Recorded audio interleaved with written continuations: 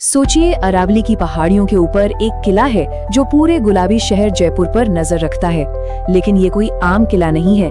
इसके साथ जुड़ी है एक ऐसी कहानी जो आज भी, जी हाँ, आज भी लोगों के दिलों में एक अजीब सी सिहरन पैदा कर देती है। तो चलिए आज इसी नाहरगढ़ किले की दिलचस्प और रहस्यमयी कहानी की परतों को एक एक करके खोलते हैं। तो जैसा मैंने कहा, ये सिर्फ पत्थर और चूने से बनी कोई इमारत भर नहीं है। अरे नहीं, ये तो एक ऐसा किला है जिसकी ऊंची ऊंची दीवारों और सुनसान गलियारों में न जाने कितने ही राज दफन हैं। ऐसे राज जो आज तक किसी के सामने नहीं आए। लोग तो यहाँ तक कहते हैं कि जब यहाँ रात गहराने लगती है ना, तो माहौल इतना खौफनाक हो जाता है कि हवा भी अपना रास्ता बदल लेती है। सोचिए जरा, यही बात तो इस जगह के रहस्य को और भी गहरा बना देती है।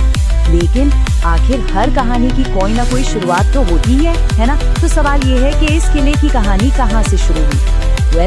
इसकी कहानी शुरू हुई थी एक राजा के बहुत ही भव्य सपने से। तो बात है साल 1734 की। जयपुर के महान महाराजा सवाई जयसिंह द्वितीय, उन्होंने अपनी नई नवेली राजधानी खूबसूरत जयपुर को दुश्मनों की बुरी नजर से बचाने का सोचा। और इसके लिए उन्होंने क्या किया? उन्होंने अरावली की इन्हीं ऊंची पहाड़ियों पर एक ऐसा किला बनाने का फैसला किया जिससे कोई भी भेद ना सके। एक अभेद्य किला।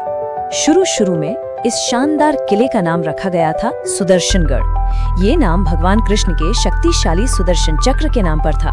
कितना पावरफुल नाम है ना? लेकिन किस्मत को तो कुछ और ही मंजूर था और ये नाम इतिहास के पन्नों में कहीं खो सा गया। और वो नाम क्यों खो गया? क्योंकि जैसे ही किले की पहली ईंट रखी गई, एक ऐसी रहस्यमयी बाधा सामने आकर खड़ी हो गई जिसने उस जमाने के सबसे बड़े बड़े कारीगरों और इंजीनियरों के भी होश उड़ा दिए। जरा सोच कर देखिए, मजदूर दिन भर अपना पसीना बहाते, मेहनत से किले की मजबूत दीवारें खड़ी करते और मन में यही सोचते कि चलो कल काम और आगे बढ़ेगा। लेकिन अगली सुबह जब वो बेचारे वापस काम पर आते तो क्या देखते कि सारी की सारी दीवारें रहस्यमयी तरीके से टूटी पड़ी हैं, जैसे किसी अनदेखी ताकत ने उन्हें रात भर में गिरा दिया हो। और ये कोई एक दिन की बात नहीं थी, ये हर रोज होने लगा। अब रोज होने वाली इस अजीब घटना से उन मजदूरों में तो दहशत फैल गई। भाई कौन नहीं डरेगा? उन्हें पक्का यकीन हो गया कि कोई अनदेखी, कोई अलौकिक शक्ति है जो उन्हें यहाँ काम ही नहीं करने देना चाहती। और आखिरकार हुआ वही जिसका डर था। डर के मारे काम पूरी तरह से ठप हो गया। तो अब जब साइंस और लॉजिक, मतलब विज्ञान और तर्क के सारे दरवाजे बंद हो गए, तब जाकर लोगों का ध्यान एक पुरानी स्थानीय कहानी की ओर गया। एक ऐसी आत्मा का रहस्य जिसके बारे में कहा जाता था कि वो सदियों से उस जमीन की रक्षा कर रही थी। वहाँ के जो स्थानीय लोग थे, उनका मानना था कि उस जमीन पर नाहर सिंह भोमिया नाम के एक राठौर राजकुमार की आत्मा का वास है। और वो कोई ऐसी वैसी आत्मा नहीं, बल्कि एक बहुत ही शक्तिशाली आत्मा थे। और वो बस इतना चाहते थे कि कोई भी उनकी शांति में दखल न दे। सिंपल। अच्छा, जब महाराजा जयसिंह तक ये बात पहुंची तो उन्होंने क्या किया? उन्होंने उस आत्मा से लड़ने का नहीं सोचा, नहीं, बल्कि उन्होंने उन्हें सम्मान देने और शांत करने का एक बहुत ही समझदारी भरा फैसला लिया। उन्होंने किले के अंदर ही नाहर सिंह भूमिया के नाम पर एक छोटा सा लेकिन बहुत सुंदर मंदिर बनवा दिया। और जानते हैं क्या हुआ? ये उपाय काम कर गया, बिल्कुल काम कर गया। जैसे ही मंदिर बना, किले का निर्माण बिना किसी भी रुकावट के पूरा हो गया।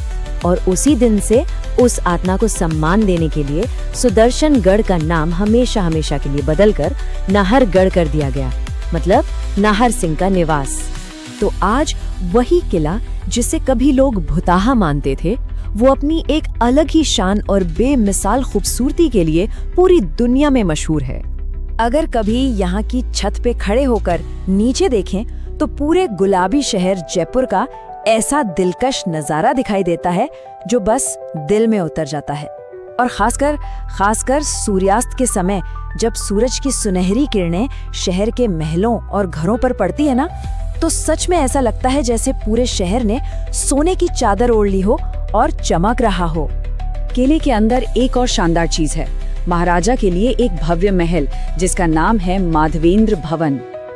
अब इसकी सबसे दिलचस्प बात पता है क्या है? इसमें राजा की सभी रानियों के लिए अलग अलग एकदम आलीशान कमरे थे और ये सारे कमरे गुप्त गलियारों से एक दूसरे से जुड़े हुए थे, ताकि राजा बिना किसी को बताए किसी भी रानी से मिलने जा सकें। क्या कमाल की आर्किटेक्चर है।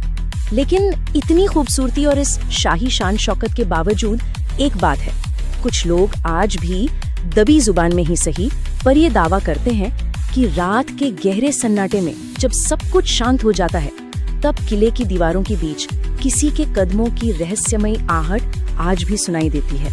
और बस यही बात हमें इस कहानी के आखिर में एक ऐसे अनसुलझे सवाल पर लाके खड़ा कर देती है जिसका जवाब शायद ही किसी के पास हो।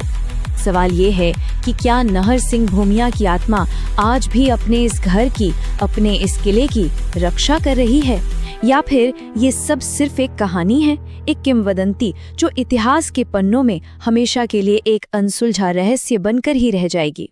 इसका जवाब शायद वक्त की गहराइयों में ही कहीं दफन है।